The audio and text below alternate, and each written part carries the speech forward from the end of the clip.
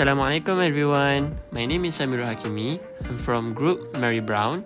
So today I will explain about. Hello, guys. This is my team members. This is Shahmi, Fauzi, Alif, and Hisham. So we will explain about rate in this video. Are you ready?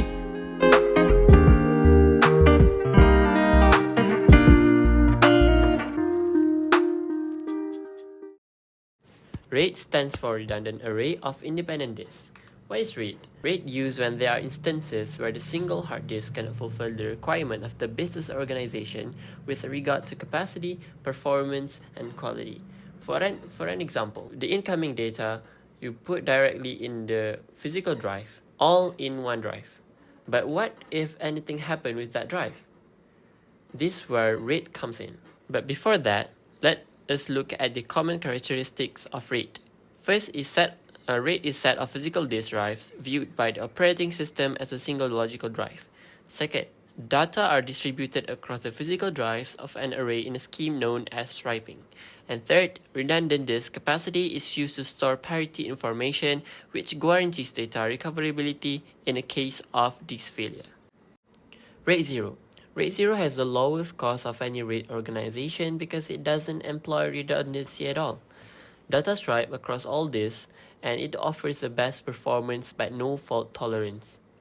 If you decided to not give an attention to redundancy and if you want speed and efficient use of drive space, this is where RAID 0 comes in.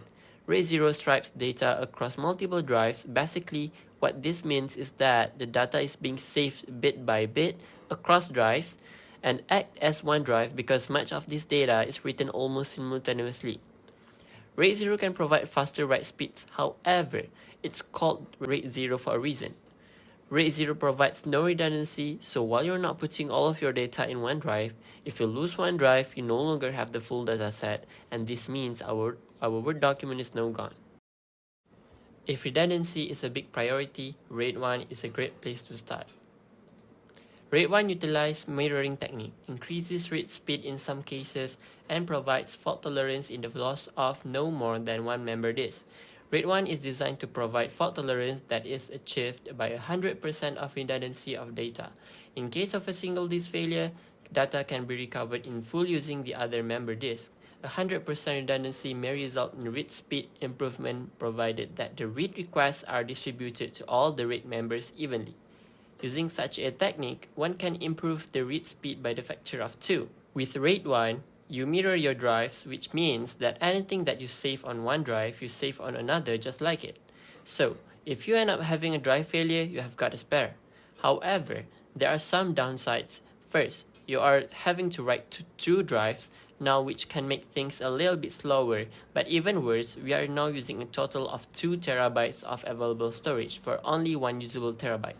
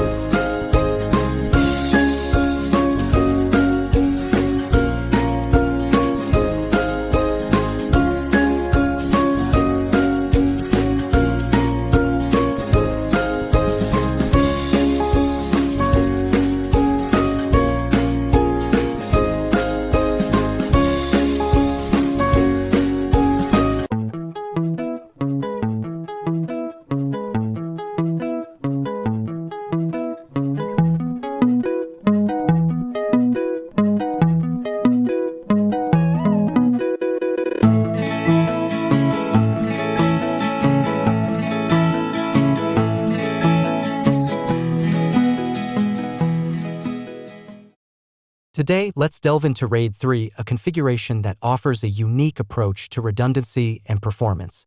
Point 1. Single redundant disk. At the heart of RAID 3 is its simplicity and redundancy. Unlike some other configurations, RAID 3 requires only a single redundant disk regardless of the size of the disk array. This makes it an efficient choice for those looking to balance fault tolerance without sacrificing too much storage capacity. Point 2. Parallel access and data distribution. One of RAID 3's standout features is its employment of parallel access. Imagine your data being split into small strips or blocks distributed across multiple disks. This parallel access allows for swift and simultaneous retrieval of data, contributing to enhanced performance in read and write operations. Point 3. High data transfer rates. If speed is what you're after, RAID 3 doesn't disappoint. Thanks to its striping and parallel access, it can achieve very high data transfer rates. This makes it a compelling choice for applications where quick and efficient access to large amounts of data is paramount, such as in video editing or animation production. Point 4. Simple parity bit. Now let's talk about the magic behind the scenes. Instead of employing complex error-correcting codes, RAID 3 opts for a straightforward approach, a simple parity bit. This parity bit is computed for the set of individual bits in the same position on all of the data disks. In the event of a disk failure, this parity information becomes the superhero stepping in to reconstruct the lost data. For the performance of RAID 3. Point 1. Parity drive reconstruction. In the unfortunate event of a drive failure within a RAID 3 setup, the system seamlessly activates its safety net. The parity drive is accessed, and like a digital detective, it reconstructs the missing data from the remaining operational devices. This process ensures continuity and minimizes the impact of a single drive's hiccup. Point 2. Drive replacement and data restoration. But the story doesn't end there. RAID 3 is designed with recovery in mind. Once the faulty drive is identified and replaced, the missing data is restored on the new drive. It's like fitting a new puzzle piece into the array. With the operation resumed, your data remains intact and accessible. Point 3. Reduced mode and data availability. Even in the face of a disk failure, RAID 3 doesn't leave you high and dry. The system gracefully enters what's known as reduced mode. Despite the setback, all the data is still available, ensuring that your information remains accessible during the recovery process. Point 4. Full operation restoration. Returning to full operation is a two-step dance. First, the failed disk is replaced, and then comes the regenerative magic. The entire contents of the failed disk are meticulously reconstructed on the new disk. It's a meticulous process, but it guarantees that your RAID 3 system is back at full strength, ready to face new challenges. Point 5. Performance in transaction-oriented environments. Now, let's talk about the trade-offs. While RAID 3 excels in many aspects, in a transaction-oriented environment, its performance might hit a speed bump. The reconstruction process, especially during heavy transaction loads, can cause a dip in performance. It's a crucial consideration for those prioritizing speed in transaction-heavy scenarios.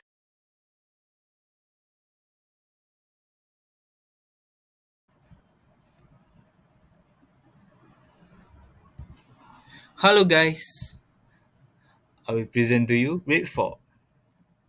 RAID 4 performs similarly with RAID 3, but RAID 4 divided the data into the block, while RAID 3 striped the data bitwise, but both of it have parities. This is example of diagram RAID 4. On the disk 4, we have parity disk.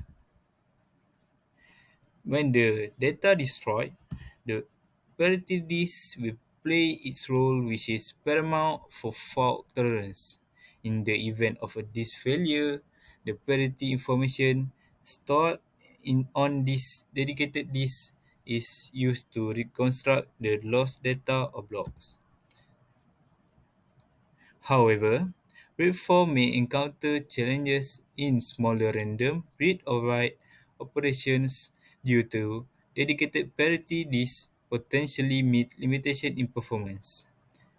This RAID also not very commonly used nowadays. RAID 5. RAID 5 is configured to do block-level striking. RAID 5 also differs from RAID 4 in that it is configured with the parity being distributed across all the disks. It will cost the same storage space as RAID 4, but you will gain more storage efficiency such that the parity will not be hauled to a single disk. The same rule will be applied here as in RAID 4. If such a disk dies, it will reconstruct itself by the data that have been distributed among the disks, and through the rule of that parity disk. The performance of RAID 5 configuration is known to be great because of the block-level striking. This solution was made to counter bottlenecks that were found in RAID 4. Because of that, RAID 5 is known to be the most cost-effective among all RAID configuration, but it also has some disadvantages, as such a disk to die will take longer to rebuild because of its complex design. All in all, RAID 5 is actually great for storing data and databases. RAID 6. RAID 6, in my opinion, is the most complex RAID configuration, such that it has the same concept as RAID 5, but in this configuration, you will have dual parity that has been distributed across all disks. All in all, it is the same as RAID 5, meaning that if a disk to die, it will reconstruct itself with all the data distributed among the disks and the parity rule. But where it differs is that it takes 2 disks to die before any damage takes place, because it was configured as a dual parity. RAID 6 is not recommended except if you have many disks. To conclude, any RAID configuration has pros and cons, no such is greater than the other, except for RAID 0 if you are a maniac who wants performance. This is because everyone needs different solutions depending on their situation, and different RAID is perfect for them.